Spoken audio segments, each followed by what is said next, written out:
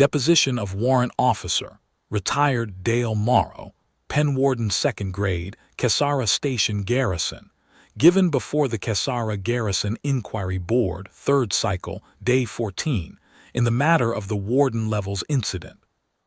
I have been asked to begin at the beginning. I will do my best. I should note for the record that I am not a man who gives long speeches. My former commanding officer once wrote in an evaluation that I communicated with admirable economy, which I believe was her way of saying I speak plainly and stop when I am done. I will try to do the same here. I will also note that the 3 small Vordkai currently occupying the heating duct above the board's primary table arrived there on their own, and I cannot be held responsible for their navigational decisions. I left the grate secured. Tav has figured out the latch. This was not something I anticipated when I began this assignment, but very little about Cassara Station turned out to be something I anticipated. I arrived at Cassara Station in the 2nd month of what the garrison calendar calls the cold rotation, which is not a reference to temperature, but to activity levels. Cassara is a waypoint station, mid-tier colonial, built on the back of a surveying contract that expired long before most of the current garrison was born. It processes cargo, logs transiting vessels, manages a small agricultural export operation on the surface below, and houses in its lower levels the garrison's beast pens. The warden levels, they call them. 3 floors of reinforced alloy corridor, sealed pen bays, atmospheric controls, and the smell that follows you home in your clothes no matter how long you spend in the scrub showers. Iron and mineral grain mash, and something underneath, those that I eventually decided was just the smell of an animal being genuinely large. I came to Cassara because my knee had finished the career that my last posting had started on. 17 years in field logistics, supply chain integrity, convoy coordination, materiel accountability, the work that makes the flashy parts of garrison life possible, which is also the work that nobody notices until it stops. I was good at it. I was also, by the time I left, 37 years into a body that had been asked to do things in it that a younger version of me had agreed to without consulting the knees. The left one went first. The right one followed, as if in solidarity. The Garrison Medical Board offered me a desk assignment, which I declined, or a specialist post, which I accepted, and which is how I came to be standing in front of the warden level's intake desk at 600 on the first day of my assignment, being handed a set of laminated care protocols by a young garrison staffer who looked like she was hoping I would not ask her any questions. I asked her questions. I am that kind of person. The Vordkai, she told me, were classified under Colonial Wildlife Code as a protected military asset. They were pack predators.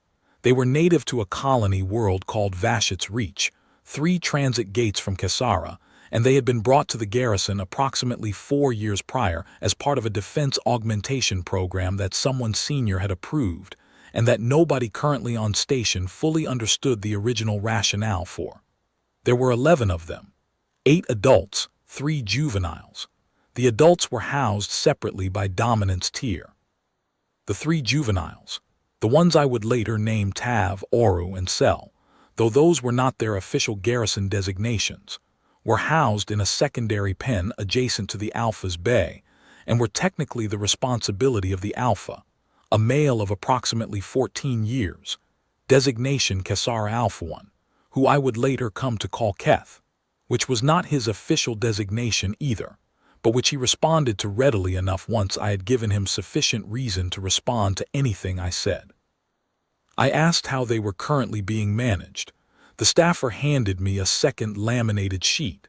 It outlined a feeding protocol, a distance handling protocol, and an emergency lockdown protocol. I asked who had been handling them before my arrival. She said there had been 3 previous warden grade assignments in the past 18 months. I asked what had happened to them. She said 2 had transferred out voluntarily, and one had sustained an injury during a routine feeding cycle that had resulted in a medical evacuation and a significant revision of the distance handling protocol. I thanked her for her candor. I asked for the access codes to the pen bays. I want the board to understand that nothing that followed was reckless. I have spent a substantial portion of my life around large things that could kill me without particular effort. Convoy routes through contested zones, supply chains that pass through active conflict areas, and before all of that, a childhood on a grain farming settlement on a world where the local fauna had not yet reached an understanding with the human settlers about whose territory was whose. I know what an animal looks like when it is deciding whether you are prey. I also know what it looks like when it is deciding whether you are something else entirely. The two expressions are different if you are paying attention, and I have always been the kind of person who pays attention. The distance handling protocol had the Vordkai on a feeding schedule that required handlers to remain outside the pen barriers and deliver feed through a mechanical arm system. This had presumably been implemented in response to the third previous handler's injury, and I understood why it had been implemented. But I also understood, having read the behavioral notes that the first two handlers had filed before they transferred out, that the feeding arm created more problems than it solved. The Vordkai, the notes made clear, were pack animals. Not in the loose sense that some colonial fauna travel in groups, but in the specific, hardwired social structure sense. They had dominance hierarchies, bonding rituals, territorial communication that operated on a register I could not fully hear, and a deep-seated instinct to categorize every individual they encountered into one of two groups, pack or not pack. The feeding arm was not pack. It was, in fact, the most emphatic possible signal of not pack, a mechanical thing operated by a biological thing that was hiding behind a wall. In Vordkai terms, the board should understand, hiding behind a wall is precisely what prey does. My first week at Kesara was spent reading the behavioral notes, the colonial survey data on Vashit's reach, a series of academic papers on pack predator social cognition that I obtained through the garrison's research access terminal at some personal cost to my free time, and a study on large predator domestication methodology that had been published by a xenobiologist on a station 7 transit gates out. Which was the most useful thing I read, and which I photocopied and kept folded in my front breast pocket for the first 3 months. By the end of week 1, I had a theory. My theory was that the previous handlers had not been harmed because the Vordkai were dangerous. The Vordkai were dangerous. But they had been harmed, or had left, because the protocols had been designed around the assumption that dangerous meant unmanageable, and the Vordkai had simply been responding, consistently and predictably, to being managed as if they were unmanageable. I filed a protocol amendment request in week 2. I requested permission to modify the feeding delivery method, not to enter the pens. I want to be clear that I did not begin there. I requested only to deliver feed by hand to the pen threshold myself, standing at the barrier gate, rather than via the mechanical arm. Garrison Command approved the amendment with what I can only describe as cheerful disinterest. I later learned that Prefect Holland Dreiss, who commanded the garrison, had approved it in a batch of administrative filings without reading it, which is how I prefer things to go. I spent week 2 at the pen threshold. I want to give the board a sense of what this looked like, because I think it is relevant to understanding everything that came after. I am 58 years old. I am not a large man. I have gray at my temples and a scar on my jaw from a supply convoy incident 16 years ago, and I walk with a slight list to the left when my knee is unhappy, which in the cold rotation was most of the time. I am not, visually, what most people picture when they picture someone who manages pack predators. I was standing at a barrier gate in the lower level of a colonial garrison station, holding a feed pan of mineral grain mash, wearing standard garrison work coveralls, and talking quietly to an alpha Vordkai that weighed, at that time, approximately 800 kilograms, and stood at the shoulder roughly at my eye level. I should describe the Vordkai for the record, since I am aware that the board members who arrived from the regional command office may not have had prior exposure. They are six-limbed. The rear four limbs carry their weight. The front two are articulated differently, more arm than leg, ending in what the colonial survey data describes as manipulator paws, broad, clawed, dexterous enough to tear apart a sealed supply crate, which I know from personal observation. Their armor plating is natural, grown in overlapping segments across the back and shoulders and crown, and it is the color of old iron in low light, which is to say it is very hard to see until it is very close. Their eyes are compound at the sides and single lens forward, which gives them a depth perception advantage that I find biologically interesting and tactically significant. They are very quiet for their size. This is the thing that surprises most people. 800 kilograms, and you can hear them in a room only if they want you to. Keth, Alpha One, stood at the back of his bay during my first 3 threshold visits and watched me. He did not charge. He did not advance. He stood with his front 2 limbs lowered, weight settled back on his rear 4, and watched with the particular quality of attention that I had read about in the behavioral notes and that the xenobiologist study described as assessment posture. Not threat, not submission, assessment. He was deciding. I was aware that this was what was happening, and I found it genuinely more interesting than frightening. An animal that assesses before it acts is an animal you can work with. It is the ones that don't assess that you need to worry about, and I had worked with enough of those in the supply chain context, cargo brokers, primarily, which is a story for another time, to have developed a genuine appreciation for patience. On the 4th visit, he moved forward. Not fast, nothing that size moves fast when it is being deliberate, but steady, with that compound side vision scanning and the forward single lens fixed on the feed pan. He stopped approximately 2 meters from the barrier. I had crouched by then, as the xenobiologist study had suggested. A lower profile reads, in pack predator social cognition, as non-aggressive, non-prey, prey crouches and tries to hide, but a calm crouch at a known threshold reads differently, closer to the ground position that pack members use when greeting a senior pack member. I am not a xenobiologist. I am a retired logistics warrant officer, but I can read a study. I held the feed pan out at arm's length, palm up under the edge of it. Keth looked at the pan, looked at me, looked at the pan again. Then he lowered his head to the feed and ate. He did not eat the hand holding the pan. I want to note this for the record because I am aware that some of the inquiry board's background documentation characterizes my approach as dangerously reckless, and I think it is worth noting that the hand is still attached and has continued to function normally since that day. After that, things progressed in the way they tend to when you are patient and consistent. By the end of the 3rd week, Keth was meeting me at the gate. By the end of the 4th week, I had requested and received permission to enter the pen for maintenance purposes, and had done so without incident.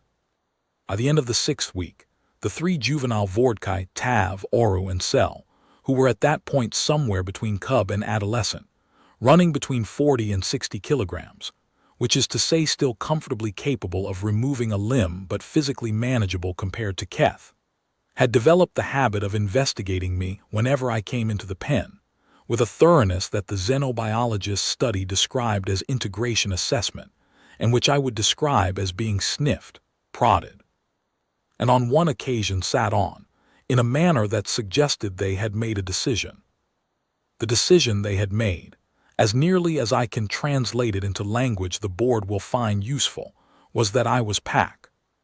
Between month 2 and month 7, a great deal happened that I have documented in my behavioral notation files, which the board has access to, but which I will summarize here because I think the sequence matters for understanding the incident. Month 3. I extended threshold feeding to all 8 adult bays, working through a rotation that took 6 weeks to complete, moving in order of dominance tier so that Keth's established recognition of me had time to propagate through the social hierarchy. Animals lower in the hierarchy, I had learned from the xenobiologist's study, use the alpha's behavioral cues to calibrate their own responses to novel individuals. By establishing the relationship with Keth first, and then allowing time for the information to move through the pack's communication system, through the subsonic exchanges at pen barriers, through the territorial posturing that tells a lower-ranked Vordkai whether the upper-ranked ones consider something a threat. I was, in effect, using the pack's own social machinery to do part of the work for me. This was more efficient than it sounds, and significantly less dangerous than attempting to build 7 individual relationships in parallel. Month 4. I introduced maintenance-level pen access for all bays, beginning with the lowest-ranking adults and ending with Keth. This is the reverse of the feeding order, and I want the board to understand why. In feeding, you want the alpha's recognition established first because it cascades downward. In pen entry, you want your own comfort and capability established first in the lower-risk bays before you are in the highest-stakes one, because the worst time to make a mistake in technique is when the alpha is watching you make it. By month 4, I had been inside 6 of the 8 adult bays without incident. The 7th bay, a Shaz, I had not yet done pen entry for the reasons I described earlier. The 8th was Keth's. Month 5. I began what I can only describe, in the absence of a better technical term, as the social maintenance work. The xenobiologist's study noted that in established Vordkai packs on Vashit's reach, the pack's relationship with a den-adjacent territorial partner, typically a different species that occupies a niche in proximity to the pack's range, is maintained through regular, predictable, low-stimulus contact. The contact is not feeding. It is not anything functional. It is simply presence at known intervals, doing nothing in particular in a way that registers in the pack's social awareness as, this individual is still here, still consistent, still not a threat, still belonging to the known category of entities we have accepted. I began doing 20-minute non-feeding presence cycles, 3 times per week, in Keth's bay specifically. I sat on the maintenance stool in the corner. I read.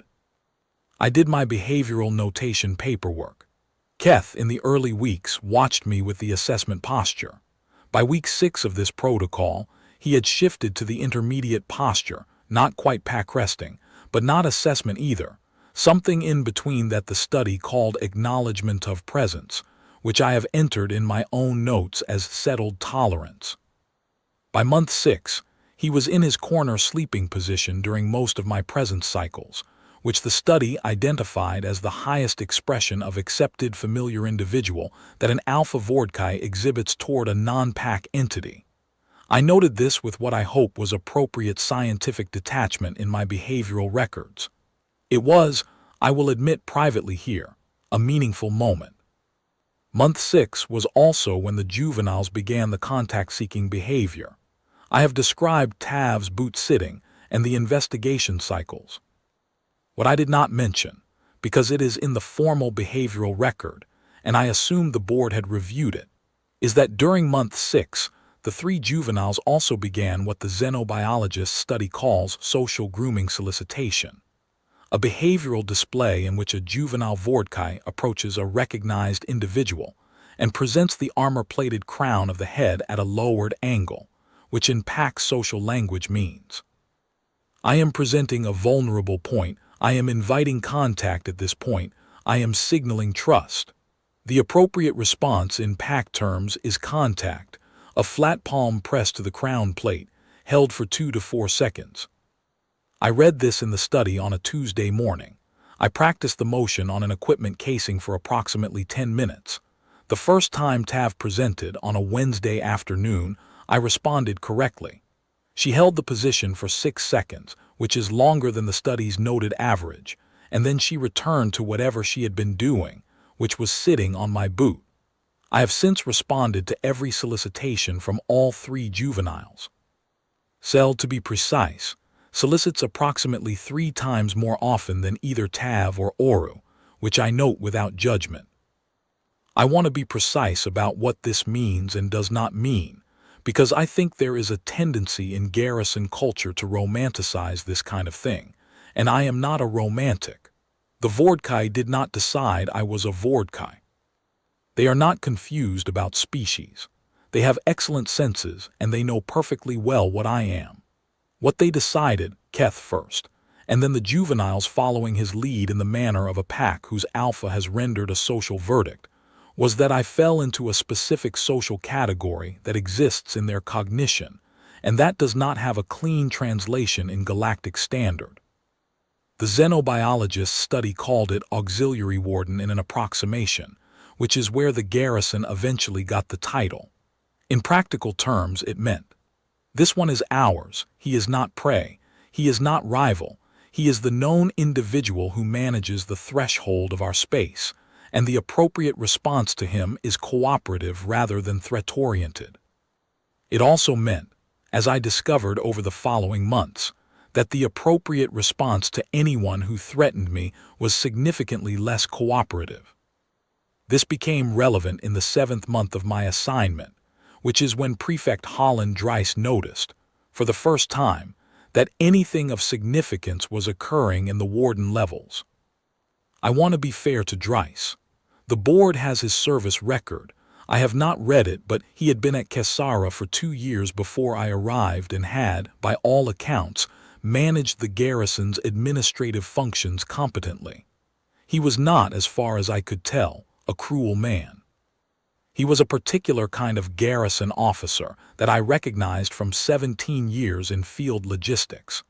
The kind who has spent his career managing things that operate according to known rules, and who finds it difficult to update the rules when circumstances change.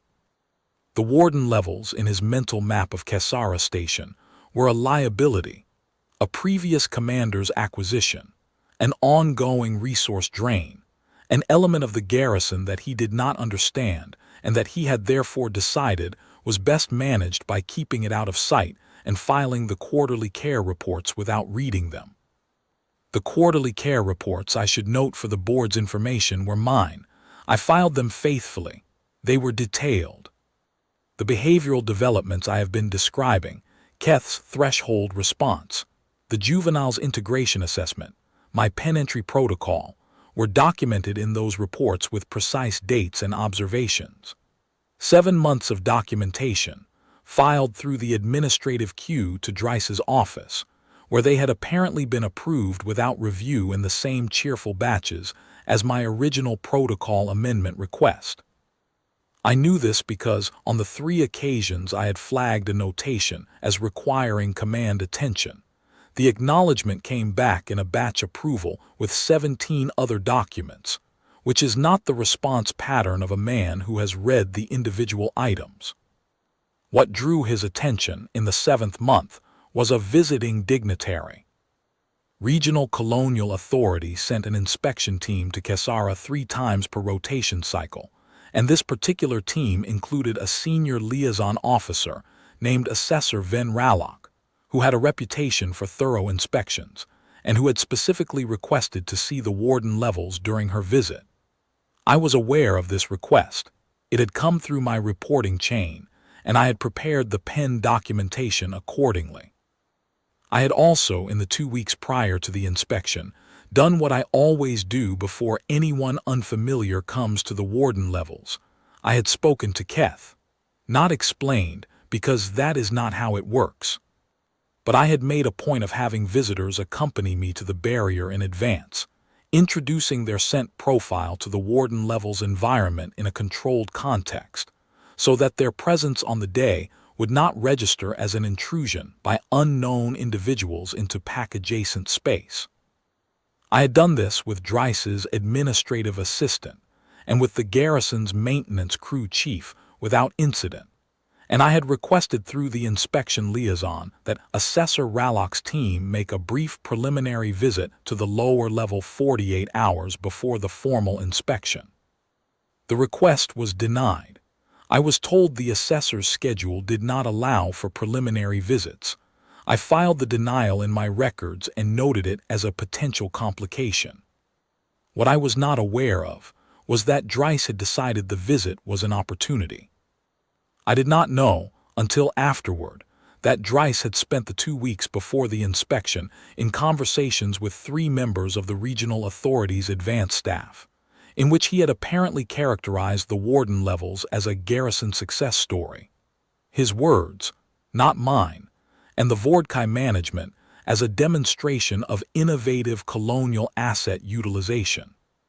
I did not know that he had invited 2 additional observers beyond the formal inspection team, a logistics procurement officer from the authority's regional hub, whose interest was, I later understood, in evaluating whether the Vordkai program merited expansion to other garrison stations, and a senior documentation specialist tasked with recording what Dryce clearly expected would be a compelling operational showcase. I did not know any of this because none of it had come through my reporting chain. It had gone around my reporting chain, which is not the same thing. I learned what Dryce had decided when he arrived at the warden levels with Assessor Rallock and a party of 6 other regional officials 40 minutes ahead of the scheduled inspection time. I was in the middle of my morning feed cycle. I was inside Keth's bay. Tav was sitting on my left boot. Oru was investigating the feed pan. Sel was doing something with the bottom latch of the secondary storage cabinet that I had been meaning to address. Dryce stopped in the observation corridor outside the bay. I could see him through the transparent barrier panel. I saw him take in the scene. I saw him look at Keth, who was eating with considerable focus and paying Dryce no attention at all. I saw him look at me. I saw him look at the documentation specialist, who had her recording equipment raised, and I saw the particular expression that crosses a man's face when he has arranged a presentation and realizes the opening shot is already in progress and is somewhat different from what he had planned. Then I saw him turn to Assessor Rallock and say something, and I saw her face do something complicated, and then I heard Dryce's voice through the corridor intercom system, which was technically for emergency use, but which he had apparently decided to use for this purpose. He said, and I am quoting from memory, which I believe is accurate, "The warden here has developed what he calls a management technique. We've been debating in garrison command whether it represents a genuine advance in Vordkai handling or simply a degree of personal recklessness that has not yet resulted in a fatality." I continued the feed cycle. Keth continued eating. Tav settled more firmly onto my boot. Assessor Rallock said, through the intercom, "How long has he been inside the pen?" Dryce said, "Most mornings since month 2. There was a pause, then Rallock said, "And the animal hasn't." "No," Dryce said, which is, candidly, the part that concerns me. I want the board to understand that I do not blame Dryce for being concerned. I do think he phrased it poorly, but I understand the instinct. When something operates outside the known rules for long enough without failing, there is a kind of institutional discomfort that builds, a sense that the failure must be coming, and that the longer it doesn't come, the more catastrophic it will be when it does. This is not rational, but it is human, and Dryce was, whatever his flaws, human. What I do blame Dryce for is what he said next. He said, "We thought, since you're here, you might appreciate a proper demonstration."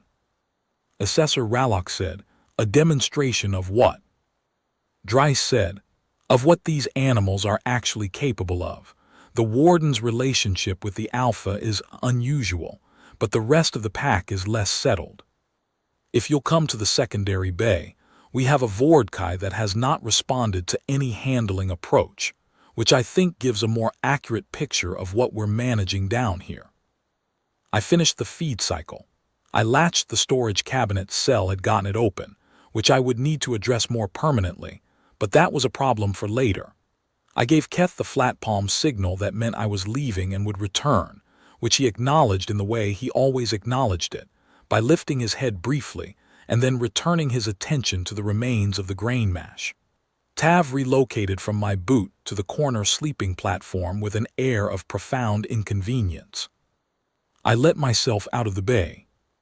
In the corridor, I said to Dryce, "Which animal?" Dryce said, "Beta 3. I knew Beta 3. Her name in my records was Asha. She was the second-ranking adult female, approximately 6 years old, and she had not responded to the distance handling protocols because the distance handling protocols had been designed by someone who had not observed her specific behavioral profile, which was not aggressive so much as profoundly territorial. She was fine at threshold. She was not fine with mechanical arms coming into her space from above, because, as I had filed in a behavioral notation in month 3, the mechanical arms approach angle matched the attack approach of an aerial predator species on Vashit's reach that the Vordkai's pack instincts were calibrated to treat as a mortal threat. I had requested a protocol modification for her bay specifically. The request was in the garrison administrative queue and had been there for 11 weeks. I said, "I know Asha. She's not unsettled, she's responding to the arm angle. If you'd approve the protocol modification I filed in." Dryce said, "I'd like you to demonstrate your technique with Beta 3 in front of the assessor." I looked at him. I said, "The technique works because I've been building threshold familiarity for 7 months. Beta 3 knows me from the corridor, but I haven't done pen entry with her yet. It's not the same situation." Dryce looked at Assessor Rallock and then back at me with the particular expression of a man who had committed to a position in front of witnesses and was not going to retreat from it. He said, "I'm told your technique involves a grain mash offering and a crouching posture. Is that not correct?" I said, "That's part of it." He said, "Then demonstrate it." I said, "Prefect, with respect, this is not how it works.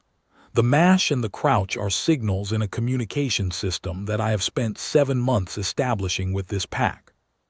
Walking into Beta 3's bay and performing the signals without the relational foundation is like, I tried to find a comparison that would land. It's like walking up to a stranger and using a greeting that only works between old friends. The stranger doesn't receive it as a greeting. She receives it as something wrong." Dryce said, "Are you refusing a direct order?" I looked at him for a long moment. I was aware of the assessor watching. I was aware of the documentation specialist and her equipment, and of the procurement officer to Dryce's left, who was looking between Dryce and the barrier panel with an expression of careful neutrality that suggested he was a man who had learned to identify which way a room was going to fall before it fell. I looked back at Dryce. I said, "I'm explaining why the demonstration you're requesting is not going to produce the result you're expecting. I'm not refusing to enter the bay. I'm telling you that entering the bay under these conditions is not a demonstration of the technique. It's a demonstration of what happens when the technique is applied without the foundation." Dryce said, "Enter the bay." I entered the bay. I want the board to understand what followed, because I think there has been some mischaracterization in the preliminary reporting. Asha did not attack me. I want to be clear about this. She advanced rapidly, and with the particular lowered head posture that indicates territorial challenge rather than predatory intent, and she stopped at approximately 3 meters, which is the threshold distance she has maintained consistently in our corridor interactions. She was, in her terms, telling me I had crossed a line. She was not, in her terms, executing a predatory response. These are different things, and the difference matters. I crouched. I held out the feed pan, palm up.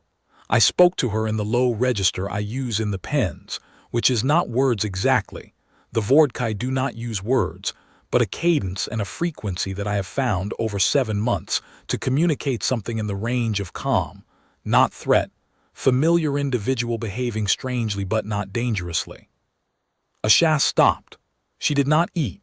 She stood at 3 meters and vibrated. That is the closest word I have for the low subsonic noise that adult Vordkai make when they are in a state of elevated alertness that has not yet resolved to action. She looked at me. She looked at the pan. She looked past me at the barrier, at the people in the corridor beyond it. I want to be precise about this moment because I have replayed it in my memory a considerable number of times since the incident, and I believe it is significant. She was looking at Dryce, not at the group generally. At Dryce specifically, in the manner that the xenobiologist study describes as threat source identification, the point at which a Vordkai in elevated alertness locates the individual it has assessed as the originating cause of the disruption to its space. It is a different look from general territorial wariness. It has a quality of focus that, if you have spent enough time observing it, you can distinguish from the general scan. I was kneeling on the floor of her bay holding a pan of grain mash. She was looking at Dryce. I noted this and continued with the threshold communication. And then something happened that I had not predicted. Keth came through the access passage. The pen bays in the warden levels are connected by internal access passages, narrow alloy tunnels between adjacent bays, with remotely operated gates that were designed for the garrison's use when moving animals between spaces. I had the passage between Keth's bay and Ashaz's bay on my routine access configuration, because I moved between them regularly, and the gate had been on my access code since month 2, and Keth had learned this because he is not a simple animal, and he has had 7 months to observe the patterns of my movement in the warden levels. He had, at some point during my exchange with Dryce in the corridor, operated the access latch himself. I will tell the board with full transparency that I did not know he could do this. The manipulator paws have the dexterity. I had seen him engage with objects in his bay. I had simply not anticipated that he had observed the latch mechanism closely enough and practiced it sufficiently to use it when he decided the situation warranted it. This is the kind of thing that happens when you are working with an animal that is substantially more cognitively complex than the garrison's documentation suggests. I have since filed an updated behavioral notation on this topic. I have also filed a request for a secondary latch mechanism on all internal access passages, which the board will be unsurprised to learn is moving through the administrative queue with somewhat more urgency than my previous requests. Keth came through the passage at a pace I would describe as deliberate rather than aggressive. He was not charging. He entered Ashaz's bay, moved to a position approximately 1 meter to my left, lowered his body to the carrying posture, the one I associate with the pack's high-alert protective formation, which I had seen once before during an equipment malfunction that had triggered the atmospheric alarm in the lower level, and he made a sound. The sound is difficult to describe in a written deposition. It was low, below the range where you feel it as sound and into the range where you feel it in your sternum. It was directional, aimed at Ashaz, not at me. It lasted approximately 4 seconds. In the corridor beyond the barrier, I was not looking at the observers directly, but in my peripheral vision, I could see that no one in that corridor moved during those 4 seconds. I do not know whether this was because the sound was felt there too, or because the sight of an 800-kilogram alpha Vordkai materializing through an internal passage gate that was supposed to be handler-operated had produced a general stillness. Possibly both. Ashaz's vibration stopped. She looked at Keth. Then she looked at me. Then, with the particular quality of movement that I have come to associate with a Vordkai that has received social information from a higher-ranked pack member and is incorporating it, she lowered her head, stepped back 2 paces, and sat. I looked at Keth. Keth looked at me. There was a quality to that look that I find difficult to put into deposition language, but I will try. It was the look of a very large, very old apex predator who has just demonstrated something to a room, and who is waiting to see whether the room has understood. It was not a look directed at me in the manner of a question. It was a look directed at me in the manner of a statement, or perhaps more precisely, in the manner of a check. He was not asking whether I was all right.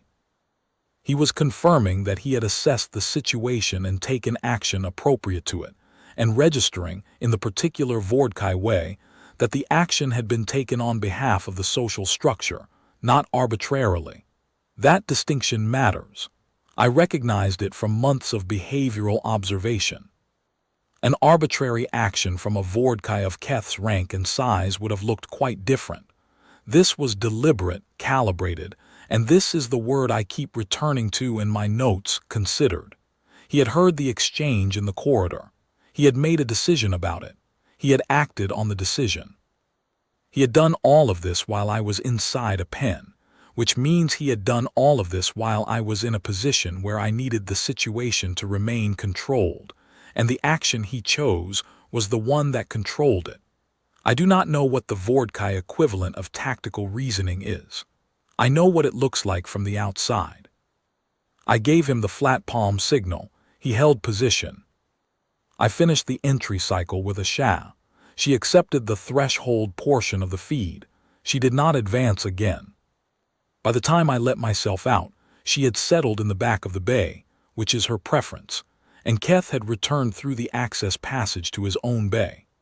I latched the passage gate on my way out, but I have since ordered a secondary latch mechanism, because I think we all understand at this point that the existing one is no longer a meaningful barrier if Keth decides otherwise. In the corridor, there was silence for a long moment. The documentation specialist had lowered her equipment. She was looking at the barrier panel with an expression I can only describe as recalibrated. The procurement officer had taken a small step back from the barrier, which I understood, and then apparently thought better of it and taken the step forward again, which I respected. Assessor Rallock was standing very still with her hands folded and looking at the point where Keth had disappeared back into his bay, and her expression was the one I had noticed forming earlier during our corridor exchange. Not fear, not awe in the performative sense, but the specific expression of a person who has been shown that a category they thought they understood does not quite hold. Then Assessor Rallock said, "How long has the Alpha been able to operate the passage gates?"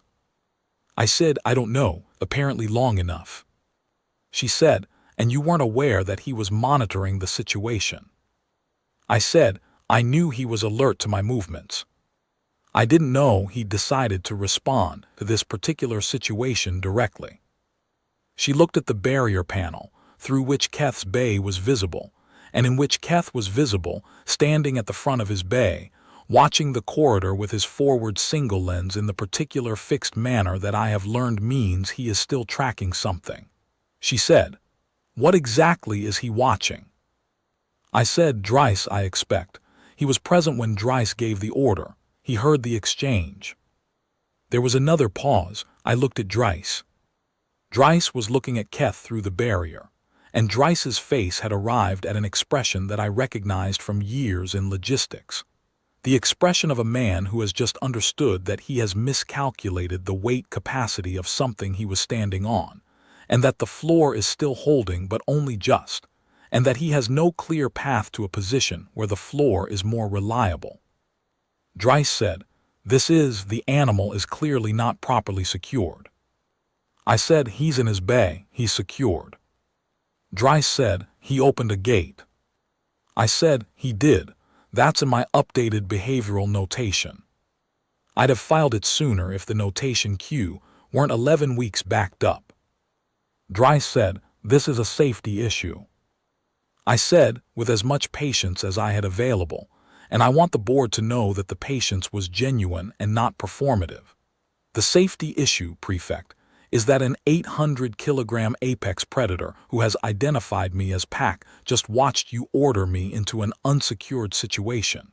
That is information he has now. He has filed it in whatever the Vordkai equivalent of a behavioral notation is. I don't know what he'll do with it, and neither do you.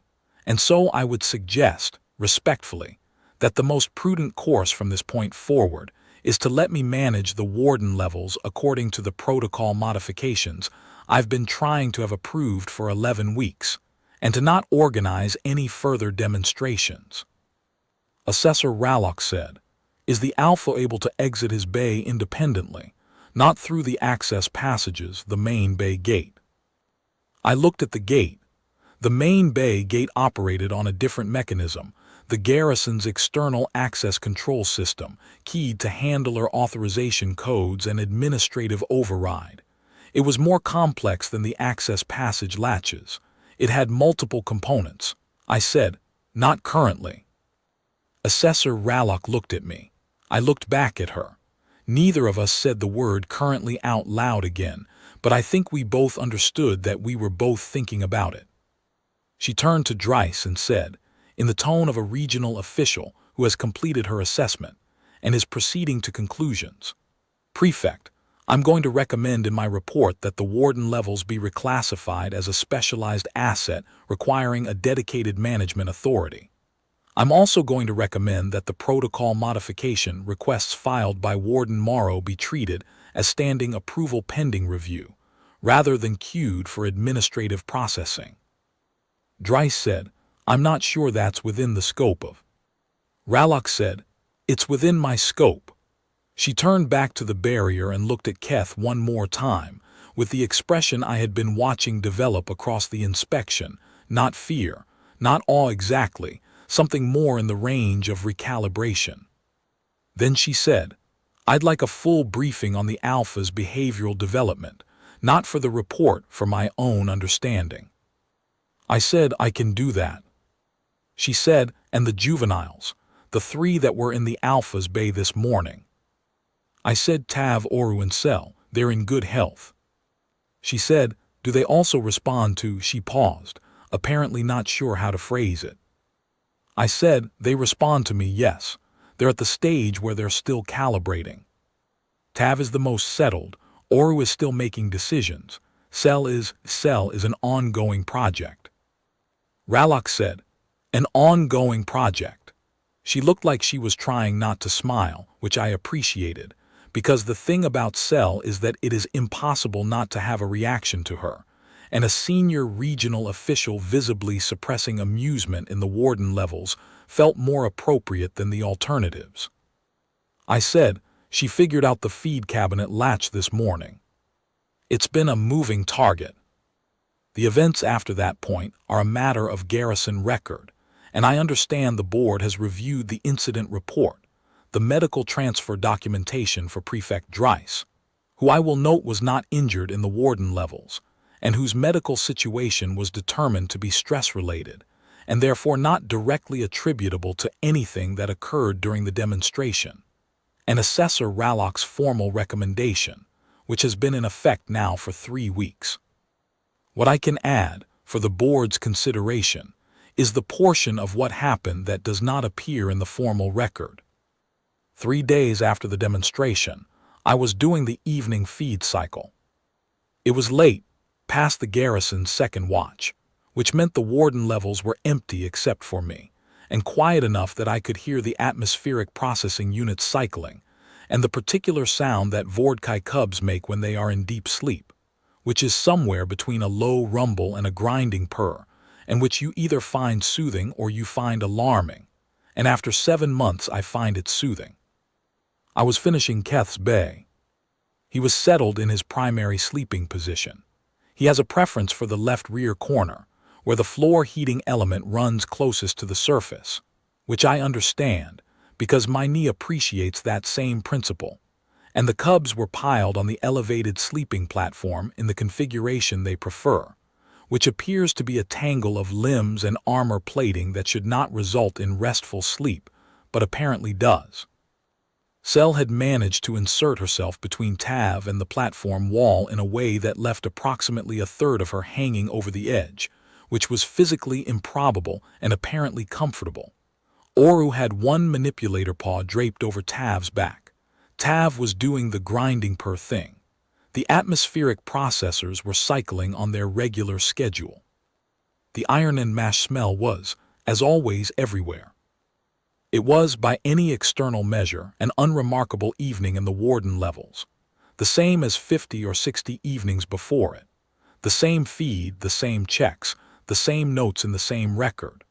I have, I think, done some version of this evening more times than I have done any other single thing in my adult life, including sleep, and I have found over those 50 or 60 iterations that it has a quality I do not have a word for.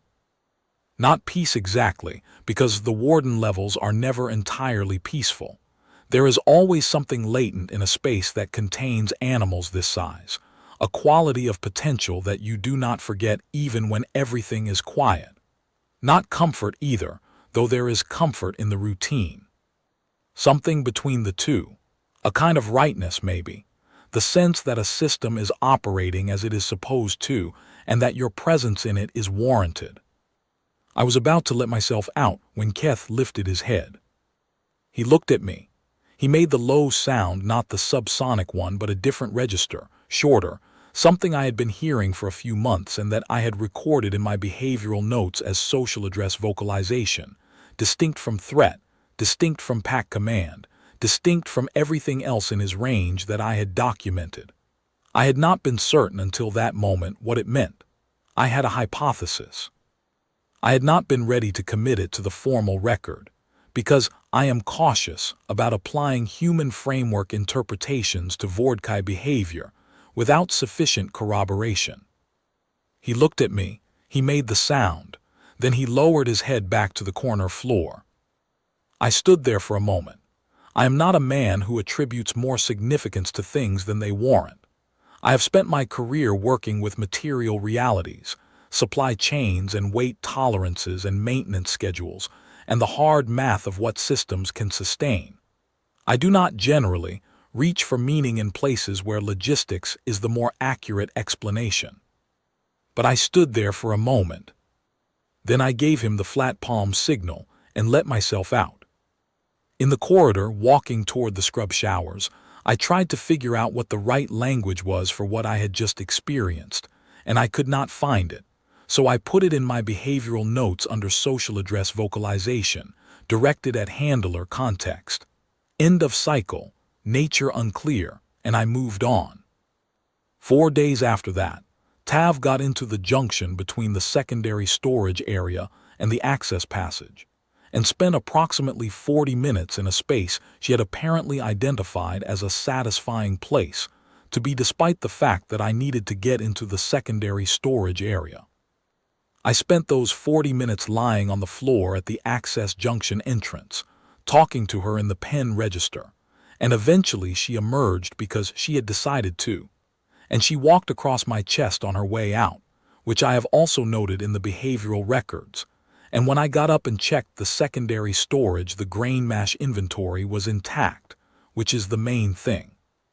Cell, the following week, discovered that if she sat against the corridor barrier during my end-of-cycle checks, she could see her own reflection in the alloy, and she spent 4 sessions investigating this phenomenon with a thoroughness that I found, frankly, enjoyable to observe. She has since incorporated her reflection into what appears to be a proprietary territorial signal directed at the barrier, which I have documented, and which I am choosing to interpret as a net positive in terms of her overall cognitive engagement, because I think the alternatives are more concerning. Oru, who I described earlier as still making decisions, made a decision in week 3 after the demonstration. She came to the bay gate during a morning cycle and sat at threshold and looked at me for approximately 7 minutes without moving, and then she made the social address vocalization, and then she lay down with her head on her front manipulator paws and went asleep at the gate. I noted that, at 61 kilograms, she blocked approximately 70% of the gate clearance, which created a minor access logistics problem that I resolved by using the secondary entry point. I have noted this in the behavioral records under social status acceptance. Vordkai to handler, secondary juvenile, confirmed. Oru has since joined Tav as a reliably settled member of the Bay community. Cell remains an ongoing project. I should note for the board that the behavioral developments I am describing in these 3 weeks are not, in my assessment, a result of the demonstration. They are a result of 7 months of consistent, patient, protocol-adherent work that predated the demonstration and would have continued to produce results whether or not the demonstration had occurred. The demonstration accelerated one thing, perhaps. It clarified, for any garrison personnel who had not previously understood, that the Vordkai's relationship with me was not a quirk or a personal anomaly, but a social structure with its own internal logic and its own internal enforcement mechanisms. I note this not to assign blame, but because I think it is relevant to the board's assessment of what the warden levels are and how they should be managed going forward. These animals are not, as the garrison's original acquisition documentation characterized them, a defense augmentation asset in the sense of a system that garrison personnel can deploy against external threats. They are a pack. They have a social structure. They have a hierarchy and a communication system and a set of relationships that operate according to their own logic. What I have done over these 7 months is not tame them. I want to be precise about this. For the record, I have not tamed them. They are not domesticated. Keth is not a pet. What has happened is that I have been accepted into their social structure at a specific tier, with specific responsibilities and specific protections that flow from that tier, and that the structure has extended the relevant recognitions to me because I behaved, over 7 months, in ways that were legible to the structure as appropriate. The practical implication of this, which I believe is the board's primary concern, is that the warden levels function best under a management model that respects the social structure rather than attempting to override it. The distance handling protocol overrides it. The mechanical arm overrides it. The approach of treating these animals as a deployment asset to be demonstrated at political convenience overrides it.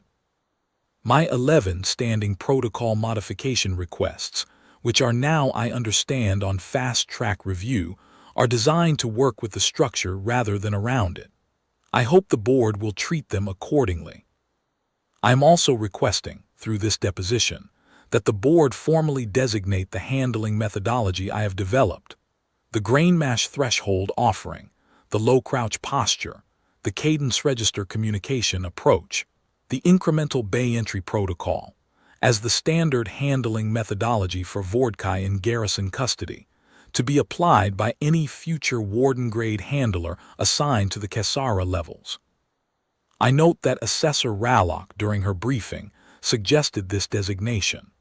I note that the garrison's xenobiology consultant, who I understand reviewed my behavioral notes last week, provided a supporting opinion. I note that the regional authority's standard methodology designation for colonial beast management is typically a formal administrative process requiring a named title. For the record, the garrison's housing administrative officer suggested the title. I did not. I want that noted. The methodology is called Warden's Ease. I think it is a reasonable title. It describes the principle accurately, which is that the handling works because the warden is at ease and because the animals read that ease as a social signal. If the warden is not at ease, the methodology does not function. This is not a flaw in the methodology. This is the methodology. You cannot perform ease. You have to be it.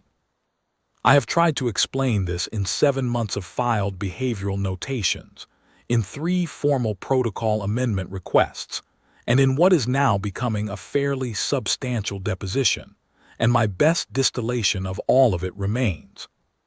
Be actually calm, be actually consistent, be actually present, and do the work every day without fanfare or demonstration or any expectation of recognition from anyone, except the 800-kilogram predator, whose opinion is the only one that matters in the warden levels. Everything else follows from that, everything. I am available for questions from the board. I will note, in closing, that the sound from the heating duct has increased in the last few minutes, which in my experience indicates that Tav has moved from settled to exploratory in her sleep. And if the board would like to conclude before she investigates the duct terminus, I would recommend doing so relatively promptly. I do not know where Keth is. I want to be transparent about this.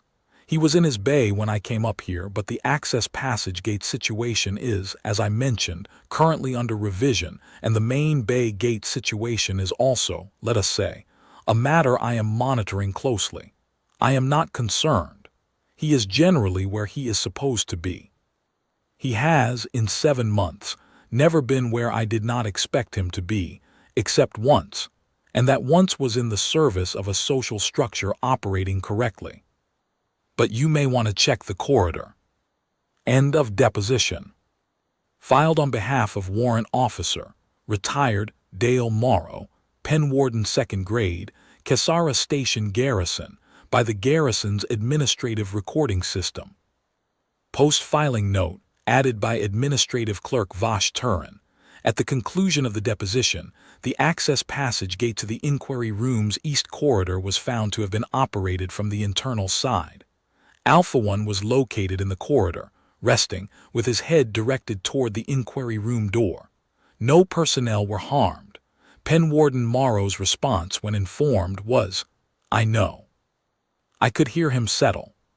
The inquiry board voted to approve the warden's ease designation 6-0, which is the fastest unanimous vote in this board's recorded history, and also, as far as anyone can determine, the first vote this board has ever taken with an apex predator lying against the outside of the door.